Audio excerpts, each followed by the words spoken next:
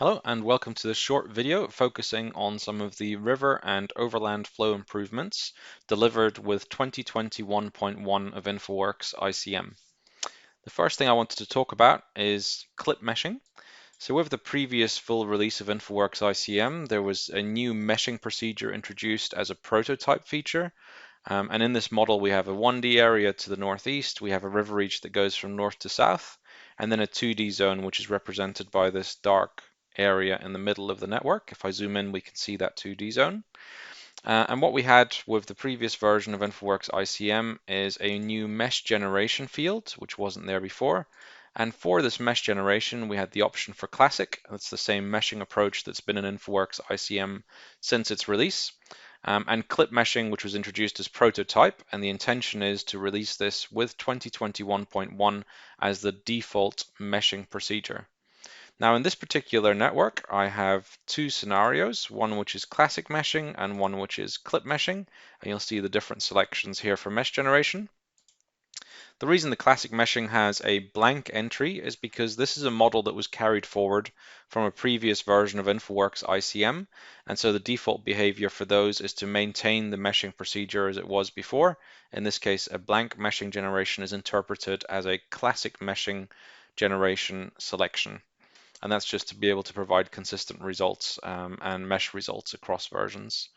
Any new 2D zones that are created will automatically have the clip meshing set. What I wanted to do as part of this video is to show some of the performance of this. So I will select the 2D zone with the classic meshing, so the blank entry here. Go to Model, Meshing, Mesh 2D Zones, and start that job going. At the same time, I will switch across to my clip meshing, and in here, go to Model, Meshing, Mesh 2D Zones. Also start that meshing procedure. And what you might notice is that the status fields here have some slightly different entries because the clip meshing goes through different intersection states compared to the classic meshing.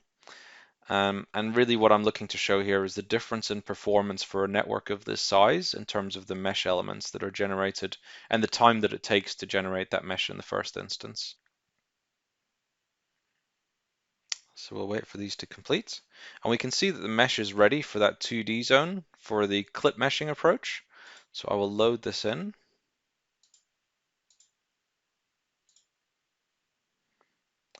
And one of the things that I wanted to show here is A, that classic meshing for the same job, and this is roughly a 400,000 mesh element network, is still in progress.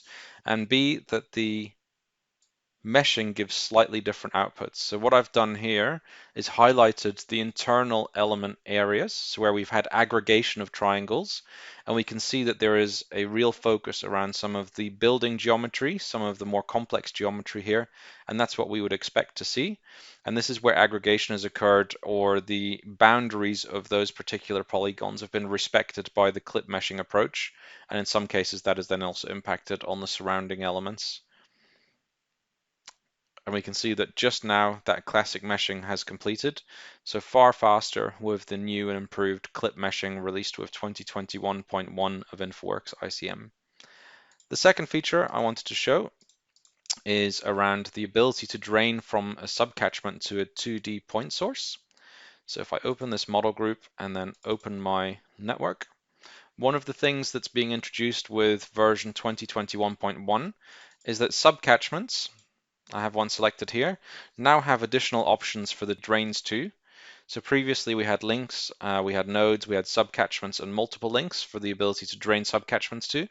We've now added an additional option here, which is a 2D point source. And as you can see here, we have a subcatchment that's draining to this particular object. That's a point object. If I double click on this, we can see that it's of the type 2D point source. And that means we no longer have to route our subcatchment runoff into a 1D system before it's then able to connect to the 2D surface. This is particularly applicable for perhaps buildings that have gutters that run down to pavement surfaces or road surfaces rather than directly into the sewer system. And I have a run result here just to show the outputs. I'll drag this theme on, maximize this, and then play through the simulation. And we can see here that the subcatchment is entirely draining to that point, and there's no 1D representation whatsoever in this network, but we are able to represent these flows onto the surface and where they then move to. So that's the second feature I wanted to show. In this third section, I'd like to speak a bit about extending cross-section lines. So I have a network here, and looking at this network, we can see a number of cross-sections in the blue, some river reach links, which are these links between the outfall and the break nodes. If I drag a ground model onto this, we can see that this is the depression in the ground model where the river channel is. And what I can do now, which wasn't available previously, is to select these cross-section lines and then go to Model, Geometry, and extend cross-sections. Now in this extend cross-sections dialog, at the moment I only have the ability to extend either to the left or to the right of those cross-sections, and I can go beyond the current endpoints. So I've got 500 meters to the left side and 300 meters to the right side at the moment, and at the same time I can then choose to populate the extensions from ground model at vertices on a 20-meter scale in this instance. So if I press OK here, we can see that two cross-section lines have been extended, and that we've inserted vertices every 20 meters and we've updated from the ground model. If I close this dialog and now look at these cross sections, we can see that they are much longer than they were before. If I press the undo button, we can see the difference. The other thing that we can see is if I go into one of these cross sections and look at the section data, we have the original cross section with much denser survey points in the middle here, and then we can see the 20-meter spread across the different vertex points beyond the extensions of those cross sections, and these have been populated from the ground model that's active inside the network. Now there are other options that we can have here. So I could select a couple of additional cross sections and a bank line along with these. And if I go to the same menu option for geometry extend cross sections, we can now see that both the second and the third radio buttons become available.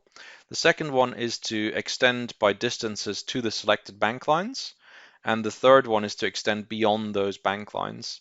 So if I select the second option and now press OK, what we will see is that there is a similar log that tells us what's happened on the different sides of these cross sections.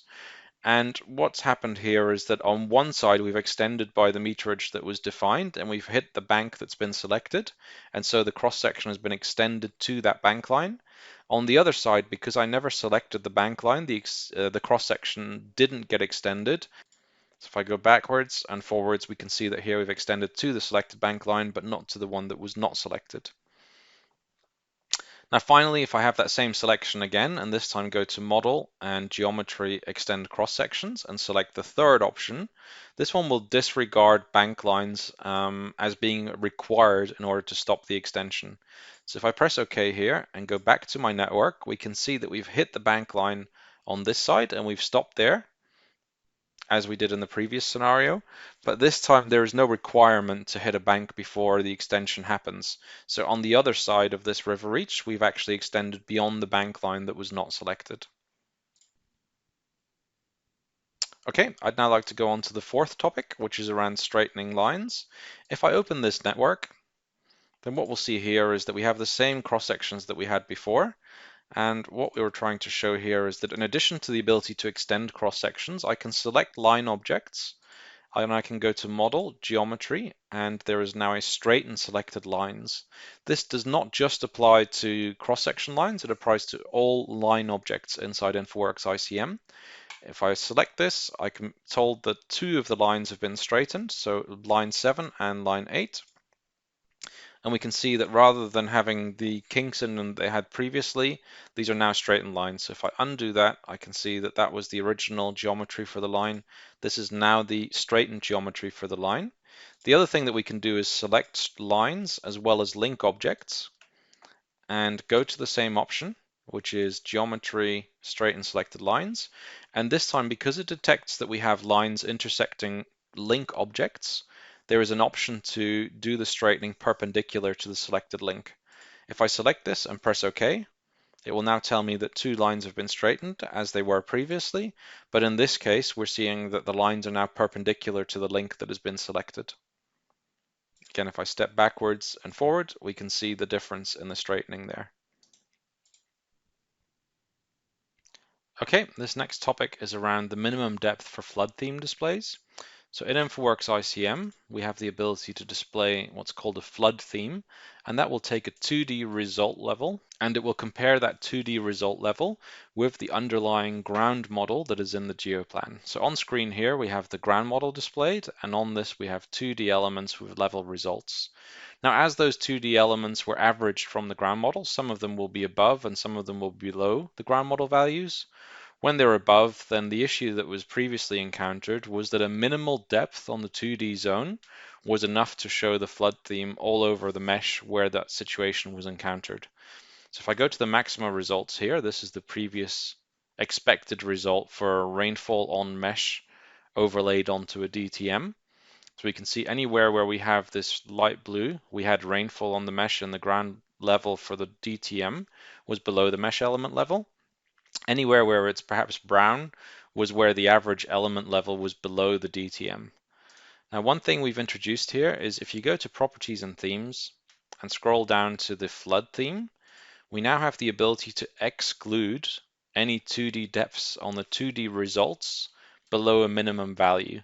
So if I put 0.15 here, which means less than 15 centimeters depth on the 2D zone will be excluded from the flood theme, then immediately we will see that those minimal depths are removed and we still get the contoured flood result theme that some people might desire as an output for their flood maps.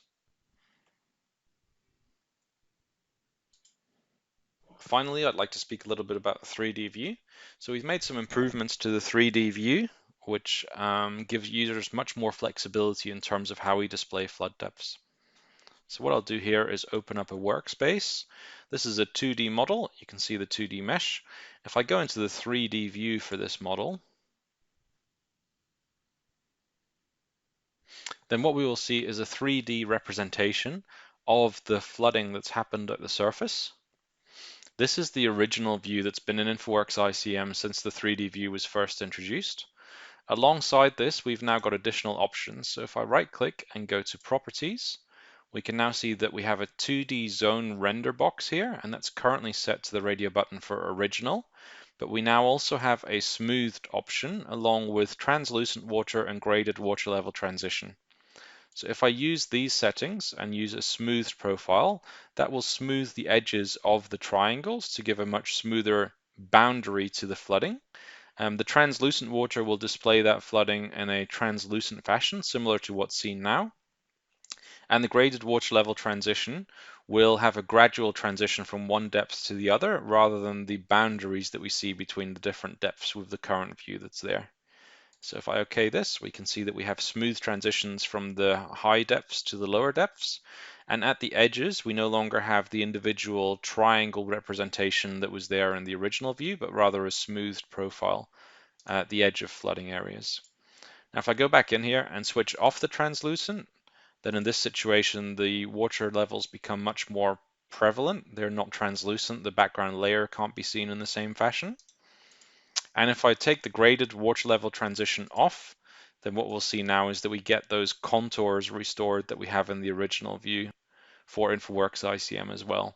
So as a user, we now have far more choice. We can have the original view, which represents everything on an element by element basis, or we can smooth the edges of these geometries, these flooding areas, and also choose whether we want the water to be displayed in a translucent or non-translucent fashion, and whether we want the transition from high depths to low depths to be graded or not graded. So do we have a contour equivalent as we do here, or do we want a slow transition from high depths to low depths in the 3D view?